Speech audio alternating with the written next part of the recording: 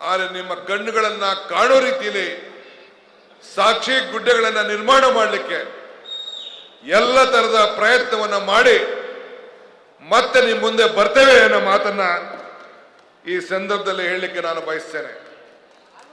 ಇವತ್ತು ಈ ವೇದಿಕೆಯಲ್ಲಿರುವಂಥ ಎಲ್ಲ ನಾಯಕರುಗಳು ನಾವ್ಯಾರು ಕೂಡ ಈ ಒಂದು ಚುನಾವಣೆಯನ್ನು ಮಾಡಲಿಕ್ಕೆ ಸಾಧ್ಯ ಇಲ್ಲ. ನಿಮ್ಮ ತೀರ್ಪನ್ನು ಮಾಡಲಿಕ್ಕೆ ಸಾಧ್ಯ ಇಲ್ಲ. ಹಾಲನ್ನ ಬೆಲೆ ಮೇಲೆ ನೀವೇನು ಬೋರ್ಡ್ ಇಟ್ಕೋಬೇಕಾಗಿದೆ, ನಮಗೂ ಅರಿವಿದೆ. ಈ ರೈತನ ಕಷ್ಟ, ಬೂಸ ಬೆಲೆ, ನೀರಿನ ಬೆಲೆ, ಈ ನೀರಿಗೂ ಹಾಲಿನ ಬೆಲೆಗೆ ಎರಡು ಕೂಡ ಒಂದಾಗ್ಬಿಟ್ಟಿದೆ ಅನ್ನೋದು ಕೂಡ ನಮ್ಗೆ ಅರಿವಿದೆ. ನಾಗರಾಜ್ ಕೂಡ ಬಂದು ನನಗೆ ಆಲೆ ಕಿವಿಲಿ ಹೇಳ್ತಾ ಇದ್ದ.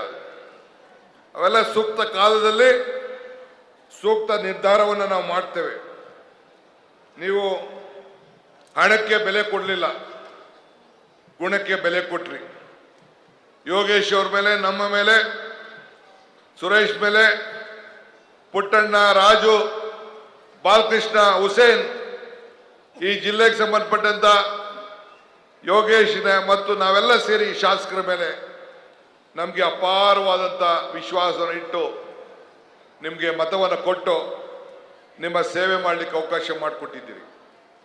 ಆದರೆ ನಾನು ಬಂದಂಥ ಸಂದರ್ಭದಲ್ಲಿ, ಪ್ರಾರಂಭದಲ್ಲಿ ಯೋಗೇಶ್ ನಮ್ಮ ಪಕ್ಷಕ್ಕೆ ಸೇರದೆ ಹೋದಾಗ ನೀವು ನಮ್ಮ ಕಾರ್ಯಕರ್ತರು ತೋರಿಸಿದಂಥ ಬೆಂಬಲ, ಪ್ರೀತಿ, ವಿಶ್ವಾಸ, ಆಂಜನೇಯನ ಸ್ವಾಮಿಯಿಂದ ಕೆಂಗಲ್ ಆಂಜನೇಯ ಸ್ವಾಮಿ ದೇವಸ್ಥಾನಕ್ಕೆ ಹೋಗಿ ನಾನು ಆ ದೇವರಲ್ಲಿ ಪ್ರಾರ್ಥನೆ ಮಾಡಿ ಒಂದೇ ದಿನ 15 ದೇವಸ್ಥಾನಗಳಿಗೆ ಭೇಟಿಯನ್ನು ಕೊಟ್ಟು ಆ ದೇವರಲ್ಲಿ ಪ್ರಾರ್ಥನೆಯನ್ನು ಮಾಡಿಕೊಂಡು ರಾಮನ ತಂದೆ ದಶರಥ ಮಹಾರಾಜ, ರಾಮನ ಬಂಟ ಆಂಜನೇಯ, ರಾಮನ ತಂದೆ ದಶರಥ ಮಹಾರಾಜನ ದೇವಸ್ಥಾನ ಎಲ್ಲೂ ಇಲ್ಲ. ಆದರೆ ರಾಮನ ಬಂಟ ಆಂಜನೇಯ ದೇವಸ್ಥಾನ ಬೆಂಗಳೂರಿಂದ ಚನ್ನಪಟ್ಟು ಬರೋವರೆಗೂ ಒಂದು 15-20 ಕಡೆ ಇದೆ. ಆಂಜನೇಯನ ಯಾಕೆ ಜನ ಗುರುತಿಸ್ತಾ ಇದ್ದಾರೆ ಅಂದರೆ ಆಂಜನೇಯ ಒಬ್ಬ ಪ್ರಾಮಾಣಿಕವಾದಂಥ ಒಬ್ಬ ಸೇವಕನಿಗೆ ಒಬ್ಬ ಪ್ರತಿರೂಪ ಆಂಜನೇಯ. ಅದಕ್ಕೆ ಸಮಾಜ ಅವನ್ನ ಗುರುತಿಸ್ತದೆ. ಹಂಗೆ ನಾವು ಸಮಾಜದಲ್ಲಿ ನೀವೆಲ್ಲ ಕೂಡ ಸೇವೆ ಮಾಡೋರಿಗೆ ನೀವು ಗೌರವನ ಕೊಡ್ತೀರಿ ಅನ್ನೋ ದೃಷ್ಟಿಯಿಂದ ನಮಗೆಲ್ಲ ಸಹಕಾರ ಕೊಟ್ಟಿದ್ದೀರಿ. ಅರ್ಜಿಗಳು 300 ಎಕರೆಗಳನ್ನು ಗುರುತಿಸಿದ್ದೇವೆ. ಬಡವರಿಗೆ ಸೈಟ್ ಕೊಡಬೇಕು ಅಂತೇಳಿ ಈಗಾಗಲೇ ಸೈಟ್ ಯೋಜನೆ ಕೆಲಸ ನಡೀತಾ ಇದೆ. ಜಮೀರ್ ಅವರು 5,000 ಮನೆಗಳನ್ನು ಕೊಟ್ಟಿದ್ದಾರೆ. ಅವೆಲ್ಲ ಮನೆಗಳನ್ನು ಕೂಡ ಹಂಚಂತ ಕೆಲಸವನ್ನ ನಾವು ಮಾಡ್ತೇವೆ. ಯಾರು ಕೂಡ ಲಂಚ ಕೊಡ್ಲಿಕ್ಕೆ ಈ DK ಶಿವಕುಮಾರ್, ಯೋಗೇಶ್ ಅವಕಾಶ ಕೊಡುವುದಿಲ್ಲ. ನೀವೊಬ್ರು ಕೂಡ ಒಂದು ಸೈಟ್ಗಾಲಿ, ಒಂದು ಮನೆಗಾಲಿ ಯಾರು ಕೂಡ ಲಂಚ ಕೊಡಬಾರ್ದು. ಇದು ನಮ್ಮೆಲ್ಲರ ಮನವಿ ನಿಮಗೆ.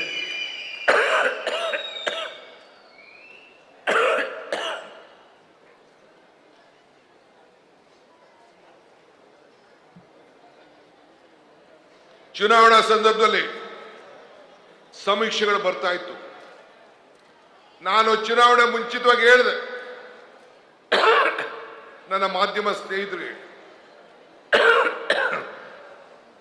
ನೀವು ಬರ್ಕೊಳ್ಳಿ, 135 ಅಲ್ಲ ನಮ್ಮ ನಂಬರ್. ಒಂದು ಸಂಡೂರು ವೇಕೆಂಟ್ ಆಗಿತ್ತು. 135 ಅಲ್ಲ, ನಮ್ಮ ನಂಬರ್ 138 ಅಂತ ಹೇಳಿದೆ. ಇಲ್ಲೂ ಚನ್ನಪಟ್ಟಣದಲ್ಲೂ ಹೇಳಿದೆ ನಾನು, 3ಕ್ಕೆ 3 ಗೆಲ್ತೀವಿ. ಮುಖ್ಯಮಂತ್ರಿಗಳ ಸುಪುತ್ರ ಬೊಮ್ಮಾಯಿ, ಮಾಜಿ ಮುಖ್ಯಮಂತ್ರಿಗಳ ಸುಪುತ್ರ, ಆ ಸೀಟು ಗೆಲ್ತೀವಿ. ಕುಮಾರಸ್ವಾಮಿಯ ಸುಪುತ್ರ ನಿಖಿಲ್, ಈ ಸೀಟು ಗೆಲ್ತೀವಿ ಅಂತ ನಾನು ಹೇಳಿದೆ. ನಾನು ಆ ವ್ಯಕ್ತಿಗಳ ಬಗ್ಗೆ, ಅಭ್ಯರ್ಥಿಗಳ ಬಗ್ಗೆ ಮಾತಾಡೋ ವಿಷಯ ಅವಶ್ಯಕತೆ ಇಲ್ಲ. ಆದರೆ ನಿಮ್ಮ ತೀರ್ಪು ಬಹಳ ಮಹತ್ವದ್ದು. ಎಲ್ಲ ಮಾಧ್ಯಮಗಳ ಸಮೀಕ್ಷೆಗಳು ಕೂಡ ತಳಕಳಕ ಆಯಿತು. ನನಗೆ ವಿಶ್ವಾಸ ಇತ್ತು ನಮ್ಮ ಚನ್ನಪಟ್ಟಣದ ಮತದಾರರ ಮೇಲೆ. ನನಗೂ ಚನ್ನಪಟ್ಟಣದ ಮೇಲೆ ಬಹಳ ಆಸೆ ಇತ್ತು ನಿಂತ್ಕೋಬೇಕು ಅಂತ. ಪಕ್ಷ ನಿರ್ಬಂಧನೆ ಆಗ್ತು.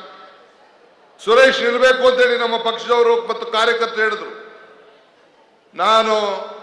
ನನಗೆ ಪಕ್ಷ ಮುಖ್ಯ, ನನ್ನ ಕುಟುಂಬ ಮುಖ್ಯ ಅಂತ ತೀರ್ಮಾನ ಮಾಡಿದ್ರು. ರಘುರವ್ರಿಗೆ ಬೇಕಾದಷ್ಟು ತಯಾರು ಮಾಡಬೇಕು ಅನ್ನೋದು ಬೇಕಾದಷ್ಟು ಒತ್ತಡ ಇತ್ತು.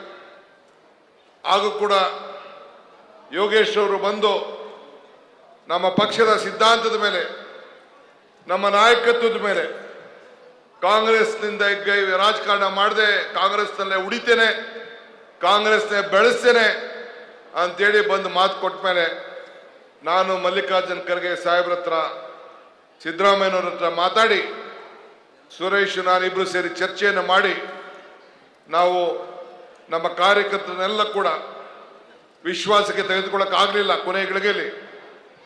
ಆದರೂ ನಾನು ನಮ್ಮೆಲ್ಲ ಕಾರ್ಯಕರ್ತರಿಗೆ ನಾನು ಹೇಳ್ತೇನೆ, ನೀವು ಯಾರು ಚಿಂತೆ ಮಾಡೋದು ಬೇಡ. ನಾನು ಯೋಗೇಶು, ಡಿ.ಕೆ. ಸುರೇಶು ನಿಮ್ಮನ್ನೆಲ್ಲ ರಕ್ಷಣೆ ಮಾಡೋಂಥ ಜವಾಬ್ದಾರಿ ನಾವು ಮಾಡೇ ಮಾಡ್ತೀವಿ ಅನ್ನೋ ಮಾತನ್ನ ಈ ಸಂದರ್ಭದಲ್ಲಿ ಹೇಳಲಿಕ್ಕೆ ನಾನು ಈ ಸಂದರ್ಭದಲ್ಲಿ ನಾನು ಬಯಸ್ತಾ ಇದ್ದೇನೆ. ಇವತ್ತು ನಿಮ್ಮೆಲ್ಲರಿಗೂ ಹೇಳೋದಿಷ್ಟೇ,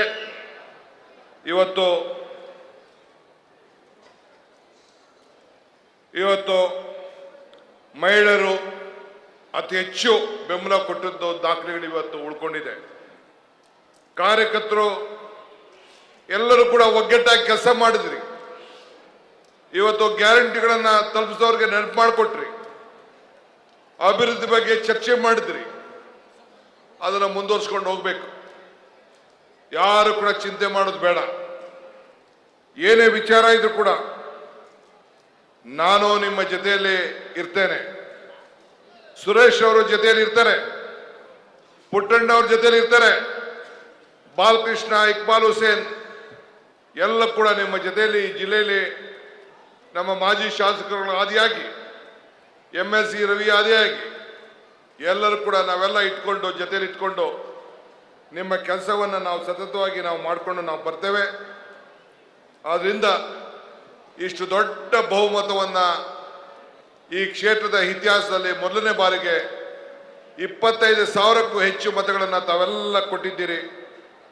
ಇವತ್ತು ನಾನು ಮಾತಾಡಿದ ಮಾತು 3 ಕೂಡ ಗೆದ್ದೇ ಗೆಲ್ತೇವೆ ಅಂತ ಏನು ಆತ್ಮವಿಶ್ವಾಸ ನನಗೆ ಇತ್ತು, ಆ ಆತ್ಮವಿಶ್ವಾಸಕ್ಕೆ ನೀವೆಲ್ಲ ಕೂಡ ಶಕ್ತಿ ತುಂಬಿದ್ದೀರಿ. ನಿಮ್ಮ ಋಣವನ್ನು ತೀರಿಸ್ತೇವೆ. ಸೊ ಅದರಿಂದ ಇನ್ನು ಮುಂದೊಂದು ದಿನದಲ್ಲಿ ಬಂದು ಅಭಿವೃದ್ಧಿಯ ಪಥಕ್ಕೆ ತೆಗೆದುಕೊಂಡು ಹೋಗ್ತೇನೆ. ಮುಂದೆ ಸೋಗಾಲ, ಸತ್ಯಕಾಲಕ್ಕೆ ಭೇಟಿ ಕೊಡುವಂಥ ಕಾರ್ಯಕ್ರಮಕ್ಕೆ ಕೂಡ ನಾನು, ಯೋಗೇಶ್ ಅವರು ನಾವೆಲ್ಲ ಮಾತಾಡಿದ್ದೇವೆ. ನೀರಾವರಿ ಯೋಜನೆಗಳು ಏನೆಲ್ಲ ಮಾಡಲಿಕ್ಕೆ ಸಾಧ್ಯ, ಯಾವುದಾದ್ರು ಕೆರೆಗಳನ್ನು ತುಂಬಲಿಕ್ಕೆ ಸಾಧ್ಯ, ಹಾಲಿನ ಬೆಲೆಗೆ ಅದಕ್ಕೆ ಸಮಸ್ಯೆ ಯಾವ ರೀತಿ ಬಗೆಹರಿಸಬೇಕು, ಇನ್ನು ರಸ್ತೆಗಳು, ತಾಲೂಕು ಆಫೀಸು, BDO ಆಫೀಸು, ಬೇರೆ ಬೇರೆ ಸ್ಟೇಡಿಯಂಗಳು ಎಲ್ಲ, ನಿಮ್ಮ ಮುನ್ಸಿಪಾಲಿಟಿ ಆಫೀಸು ಎಲ್ಲದಕ್ಕೂ ಕೂಡ ಹೊಸ ರೂಪವನ್ನು ಕೊಡುವಂಥ ಕಾರ್ಯಕ್ರಮವನ್ನು ನಾವು ರೂಪಿಸಿ ನಿಮ್ಮ ಸೇವೆಯನ್ನು ಪ್ರಾಮಾಣಿಕವಾಗಿ ನಾವು ಮಾಡ್ತೇವೆ. ಬೆಂಗಳೂರಿಂದ ಬಂದಂಥ ಅನೇಕ ನಾಯಕರು, ಕಾರ್ಯಕರ್ತರು ಎಲ್ಲರೂ ಕೂಡ ತಮ್ಮ ಮುಖಾಂತರ ಅಭಿನಯಿಸಿ ತಾವು ಕೂಡ ಹಳ್ಳಿಗೆ ಹೋಗಿ ಇನ್ನು ಮುಂದಕ್ಕೆ ಪಾಪ ಜನತಾದಳದ ಕಾರ್ಯಕರ್ತರು ಪಾಪ ಅವ್ರಿಗೆ ಹೇಳಬೇಕು, ಇನ್ಯಾಕೆ ಅವರು ಇಲ್ಲಿ ಟೈಮ್ ವೇಸ್ಟ್ ಮಾಡ್ಕೊಳ್ಳೋದು ಬೇಡ. ಮುಂದಕ್ಕೆ ಬೆಂಗಳೂರು ದಕ್ಷಿಣ ಜಿಲ್ಲೆ ಇದಕ್ಕೆ ಒಂದು ಹೊಸ ರೂಪವನ್ನು ಕೊಡುವಂಥದ್ದು, ನಿಮ್ಮ ಆಸ್ತಿ ಮೌಲ್ಯಗಳನ್ನು ಹೆಚ್ಚಿಸುವಂಥದ್ದು, ನಿಮ್ಮ ಬದುಕಿನಲ್ಲಿ ಹೊಸ ರೂಪವನ್ನು ಕೊಡುವಂಥದ್ದು. ಆ ಕೆಲಸಕ್ಕೆ ನಾವೆಲ್ಲ ಸೇರಿ ಒಗ್ಗಟ್ಟಿನಿಂದ ಕೆಲಸ ಮಾಡೋಣ ಅಂತೇಳಿ ಅನೇಕರಿಗೆ ನೀವು ತಿಳುವಳಿಕೆ ಕೊಡುವಂಥ ಕೆಲಸ ಕೂಡ ತಾವು ಮಾಡಬೇಕು. ಒಬ್ಬ ವ್ಯಕ್ತಿಗೋಸ್ಕರ ಇಡೀ ಪಕ್ಷವನ್ನೇ ಬಲಿ ಕೊಟ್ಟದ್ದಂಥ ಚರಿತ್ರೆ ನಾನೀಗ ಚರ್ಚೆ ಮಾಡಬೇಕಾದಂಥ ಅವಶ್ಯಕತೆ ಇಲ್ಲ. ಇಷ್ಟು ಮಾತ್ರ ಹೇಳಿ ತಮ್ಮೆಲ್ಲರೂ ಕೂಡ ವಂದಿಸಿ ಮತ್ತೊಮ್ಮೆ ಶುಭ ಹಾರೈಸಿ ಎಲ್ಲ ನನ್ನ ನಾಯಕರುಗಳಿಗೆ, ಕಾರ್ಯಕರ್ತರಿಗೆ, ಮತದಾರರಿಗೆ ಮತ್ತೊಮ್ಮೆ ಕೋಟಿ ನಮಸ್ಕಾರಗಳನ್ನು ತಿಳಿಸಿ, ಯೋಗೇಶ್ ಅವರು ಕೂಡ ಹಿರಿಯ ಶಾಸಕರಾಗಿದ್ದಾರೆ, ಅನುಭವ ಇದ್ದಾರೆ, ತಮ್ಮೆಲ್ಲರ ಒಟ್ಟಿಗೆ ತೆಗೆದುಕೊಂಡು ಹೋಗಿ ಕೆಲಸ ಮಾಡ್ತಾರೆ ಅನ್ನೋ ಆತ್ಮವಿಶ್ವಾಸ ನನಗಿದೆ. ನಾನು ಕೂಡ ಕೈ ಜೋಡಿಸಿ ಆ ಕೆಲಸವನ್ನು ಮಾಡ್ತೀನಿ ಅನ್ನೋ ಮಾತನ್ನು ಹೇಳಿ, ಸರ್ಕಾರ ನಿಮ್ಮ ಸರ್ಕಾರ